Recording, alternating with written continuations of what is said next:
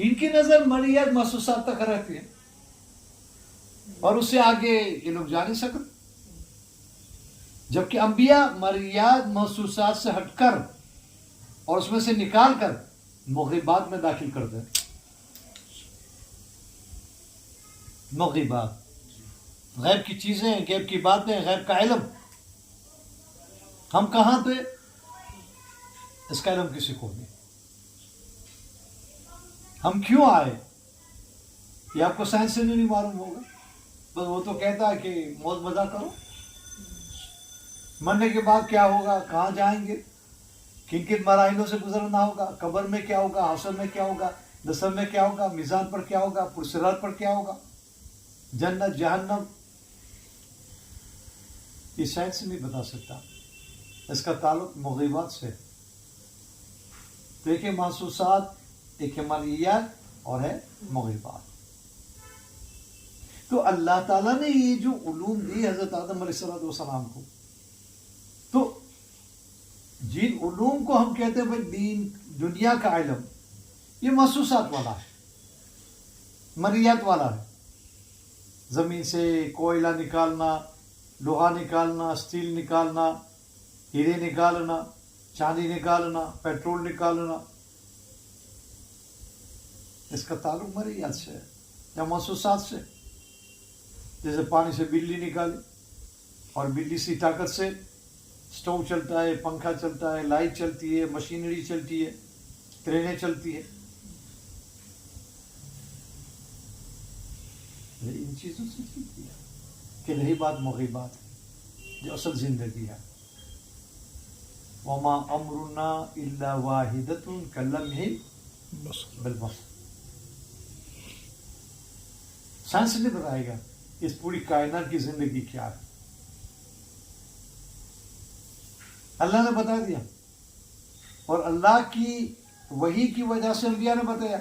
وما امرنا الا واحدۃ کلمح بالبصر، کہ پوری برہمانڈ، پوری سرشٹی اور پوری کائنات اور پورا یونیورس، اس کی زندگی کیا ہے؟ لمح بالبصر، پلک جھپکنے کی مقدار.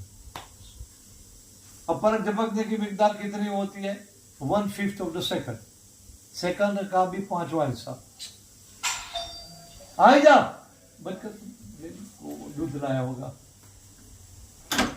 جی، آ جائیے، آ جا جی.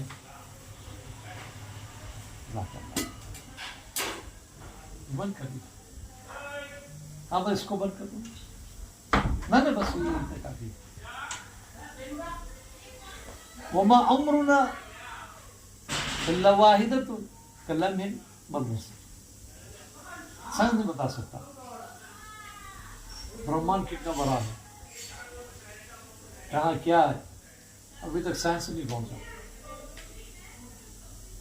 اللہ تعالیٰ نے فرما دیا کلمح بالبصر، بس اتنی اس کی زندگی. وما الحیاۃ الدنیا الا متاع الغرور.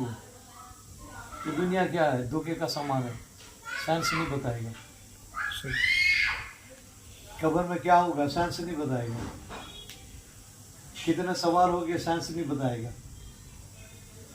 تو وہ علوم جن کا تعلق محسوسات اور مرئیات سے ہے، ایک الگ چیز ہے.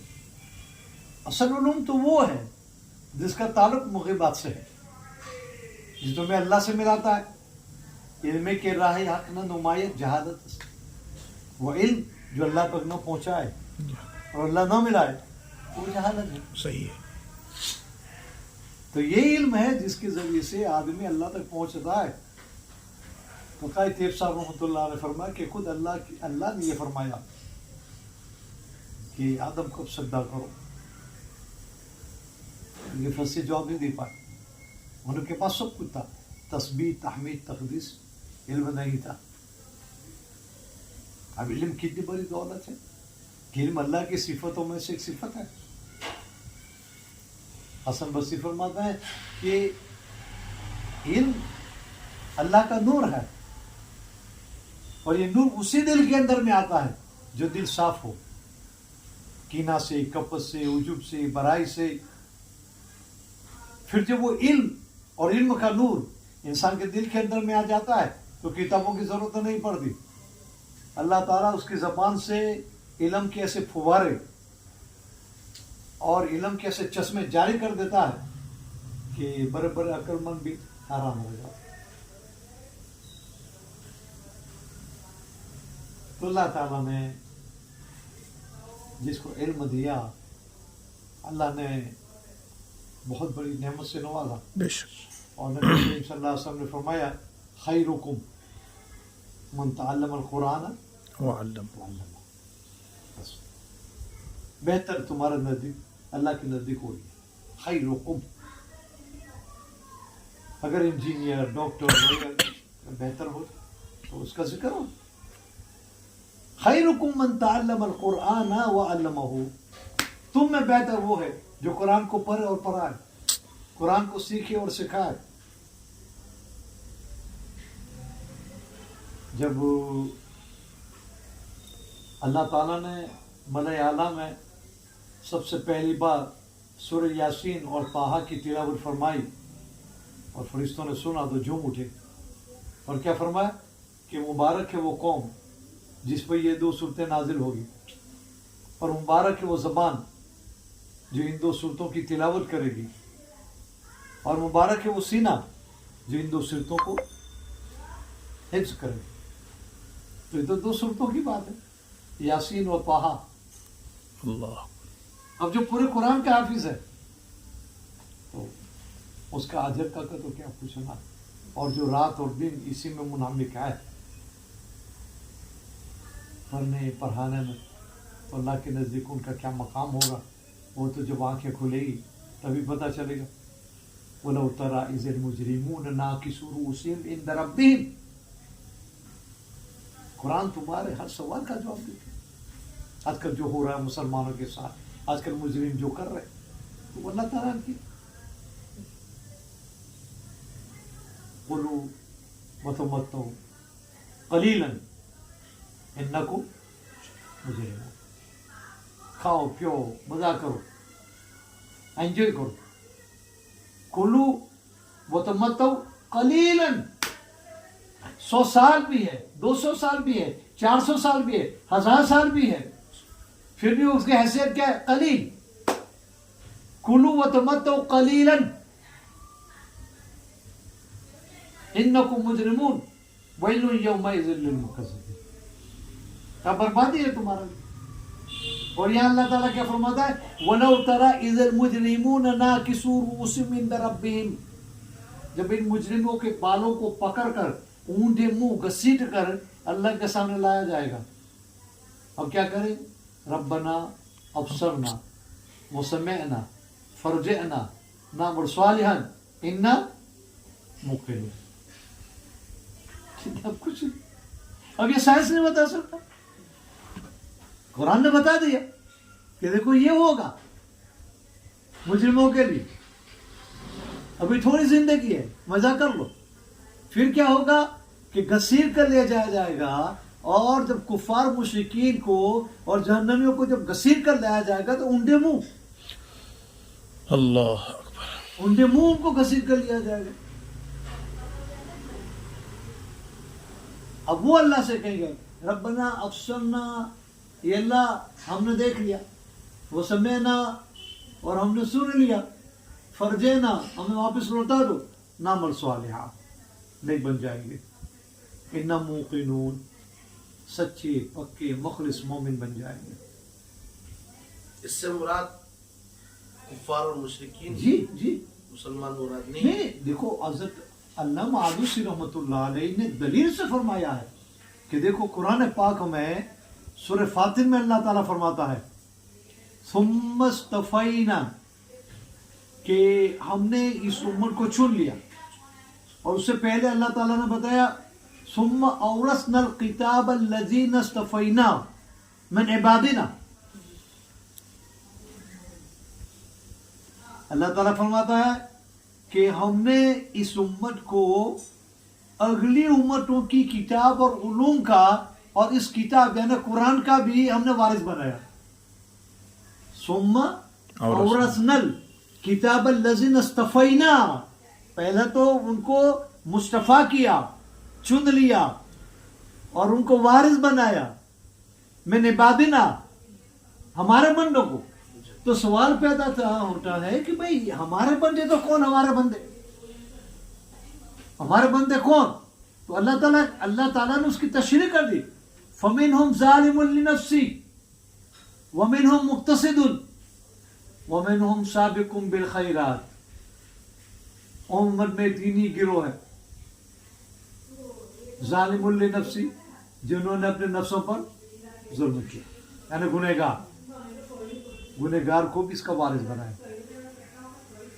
फमिनहुम मुक्तसिदुन, और जो मुतदिल है कि नमाज रोज़ा सलात सब बराबर अदा कर देते हैं, जो फ़राइज़ वाजिबात हैं उसकी अदायगी कर देते और सुबह तो सो जाते हैं। और तीसरा जो आला दर्जा है साबिकुम बिल खैरात, कि जो बिल्कुल खैरात के लिए, भलाई के लिए, नेकी के काम के लिए मुसाबिकत करते हैं, आगे बढ़ जाते हैं। तो अल्लामा आलूसी ने फरमाया कि भाई ये तीन जो है वो तो बराबर नहीं है, एक तो बिल्कुल गुनहगार, चलो दूसरा तो समझा कि उसने फराइज वाजिबात को तो अदा किए, गुनाह में तो मरूस नहीं, मजबूर नहीं रहा, लेकिन तीसरा तो साबिकुम बिल खैरात, साबिकुम बिल खैरात। और तीनों को अल्लाह ताला ने औरसनल किताब बता दिया। तो उज़र ने कहा कि भाई देखो, एक बाप के तीन बेटे हैं, एक बिल्कुल नाफरमान, दूसरा फरमा बरदार, तीसरा फरमा बरदार और रात और दिन खिदमत में लगा हुआ। अब बाप मर गया, 300 रुपया छोड़ कर गया, बाप मर गया, 300 रुपया छोड़ कर गया, मेरा इसका मसला क्या है? ये 300 रुपया तकसीम कैसे होंगे? जो फरमा बरदार था, रात दिन खिदमत करता, क्या सब उसको मिलेगा? और जो बिल्कुल नाफरमान था, बाप को गाली भी देता था, तो उसको कुछ नहीं मिलेगा। क्या मसला क्या है मीरास का? तीनों को मिलेगा। अल्लाह मारूसी कहते हैं तीनों को मिलेगा, इसको भी 100, इसको भी 100, इसको भी 100। हाँ, रही बात दीनी उमूर के एतबार से, तो इसमें तमीज ये होगी, जालिमुल लिनफ्सी के लिए अल्लाह ताला की तरफ से मीरास ये मिलेगी कि कयामत के दिन इसकी बख्शिश होगी। ये मुंजी है, मुंजी, नजात हो जाएगी, उसकी नजात हो जाएगी। मुक्तसिद, उसकी भी नजात होगी हिसाब यसीरा के साथ, उसका हिसाब आसानी के साथ। रही बात साबिकुम बिल खैरात, उसका हिसाब नहीं होगा, बगैर हिसाब किताब के वो जन्नत में जाएगा। इतना ही नहीं, एक साबिकुम बिल खैरात अपने साथ 70,000 को सिफारिश करा के जन्नत में ले जाएगा। अल्लाह।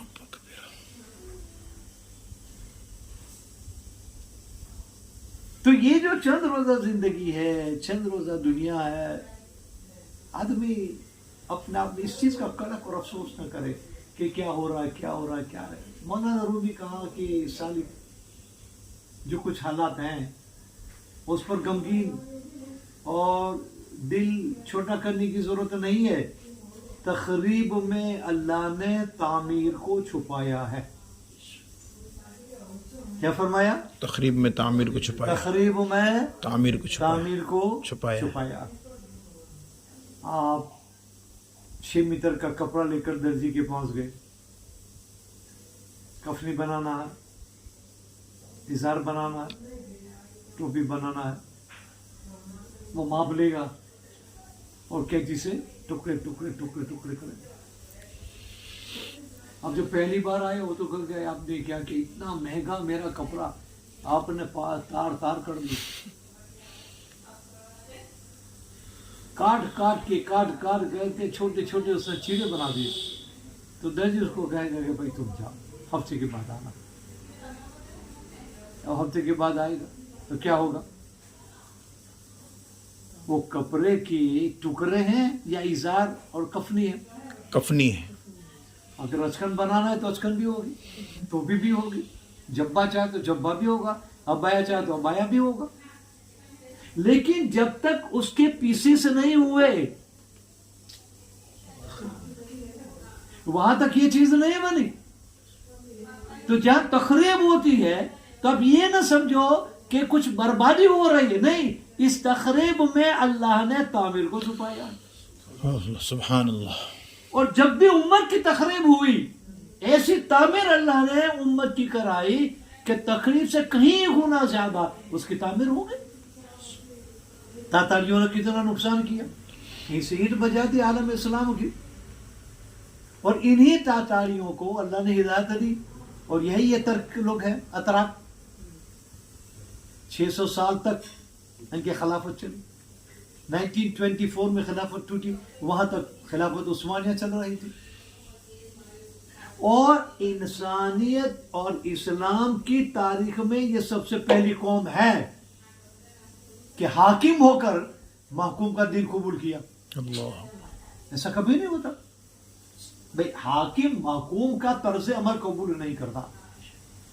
300 سال 200 سال ہمارے ملک میں انگریز رہے، کیا انگریز نے کفنی ازار یا دھوتی کرتا پہنا یا ان کی عورتوں نے سالی پہنی؟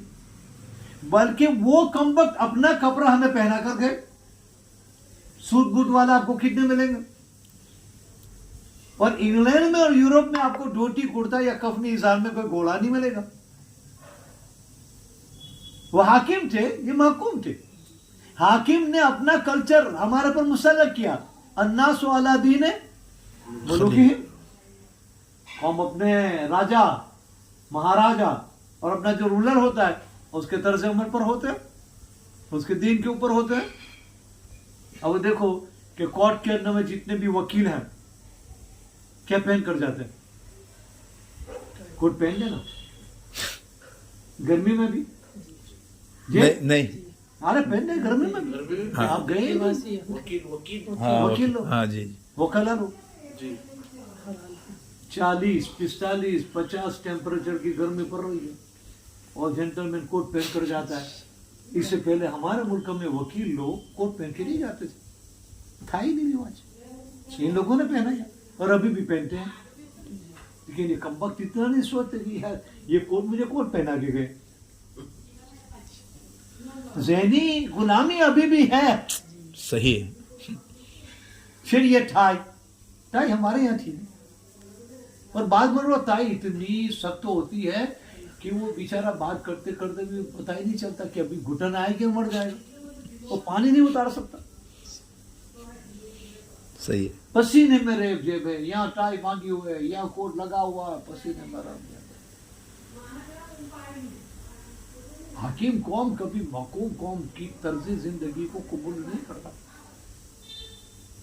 یہ ان کے لیے انفیریٹی کمپلیکس ہے، احساس کمتری ہے. لیکن دیکھو وہ جو تقریب ہوئی اللہ نے کیسی تعمیر کرائی. 600 سال ترک قوموں میں اللہ تعالیٰ نے خلافت کو دی. یہ ترک قوم جو ہے تاتار ہے. اچھا. ہاں یہ تاتار، اللہ نے ان کو ہدایت دی. 3 حرم کے کسٹوڈین ہیں، مکہ، مدینہ اور مسجد اقصی. اور کہاں تک ان کی خلافت پھیلی ہوئی تھی؟ یوروپ جن سے کانپتا تھا. تقریب ہوئی کہ اس تقریب کے بعد کیسی تعمیر ہوئی. چنگیز خان ہلاکوں کی اگر یہ دیکھی جائے کہ اس کی حکومت کتنے سال تک رہی تو اتنے سال نہیں رہی، 100 سال بھی نہیں ہوں گے. مشکل سے سب ملا کے 40-50 سال ہوں گے ان کے بیٹے تھے. لیکن پھر اس کے بعد جو تعمیر ہوئی تو 600 سال تک خلافت چلی.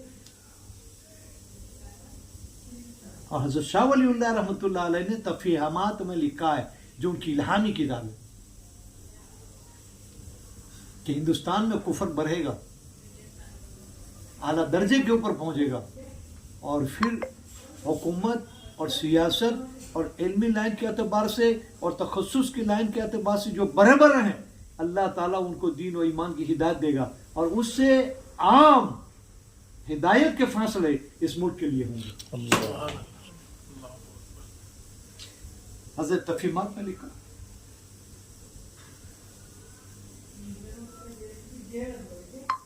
جیسے تاتاریوں کا ہوا کہ اللہ نے ان سے کام لیا، یہاں پر بھی ہونے والا.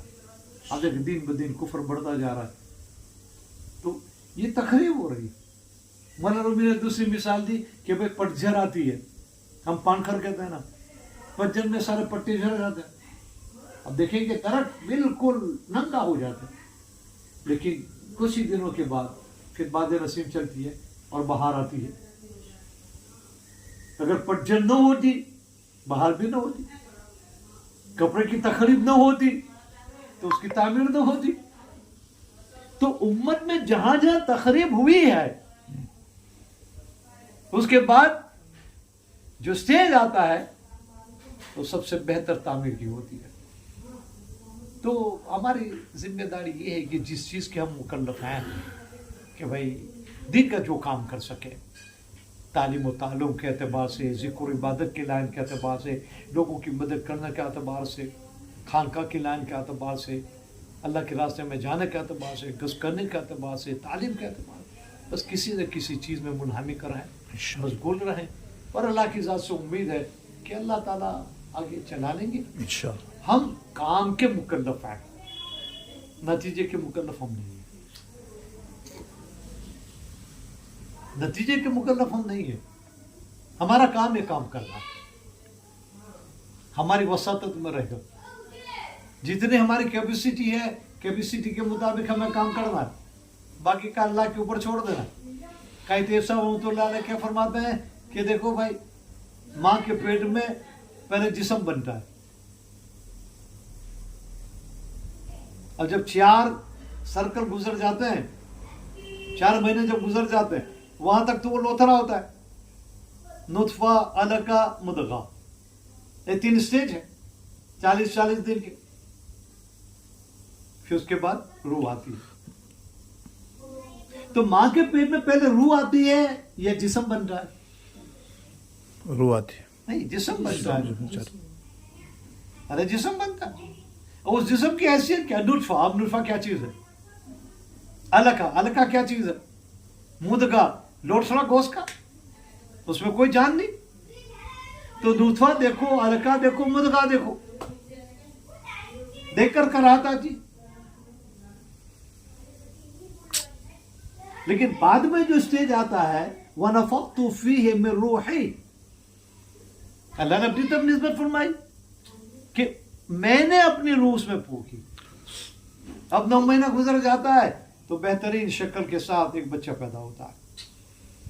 لیکن جو پہلا اسٹیج تھا وہ تو اس چیز کا تھا. تو کہتے ہیں صاحب رحمۃ اللہ علیہ فرماتے ہیں کہ بھائی آپ یہ نہ دیکھیں یار یہ میں کیا کر رہا ہوں، یہ عمر کیا کر، نہیں کوئی بات نہیں، بس الف با پڑھا رہے ہیں، الف با پڑھاؤ، بغدادی قاعدہ پڑھاتے ہیں، بغدادی قاعدہ پڑھاؤ، لیکن اپنے دینی امور اور کام میں مخلص رہو. انشاءاللہ. جب آدمی مخلص ہوگا تو اس کے لیے بغدادی قاعدہ اور بخاری شریف کوئی معنی نہیں رکھتا، کوئی فرق نہیں پڑتا. اگر مجھے بغدادی قاعدہ دے دیا اور میں خوش ہوں کہ اللہ مجھے تو تجھے راضی کرنا ہے، بغدادی قاعدے سے بخاری پر پہنچے گا. اور بخاری سے پڑھا کر بھی اگر آدمی راضی نہیں تو اس کے لیے وہ بال جان ہے. اگر وہاں دکھاوا ہے تو وہاں پکڑ ہوگی، یا اخلاص ہے تو اس بغدادی قاعدے پر اس کے نجات ہوگی.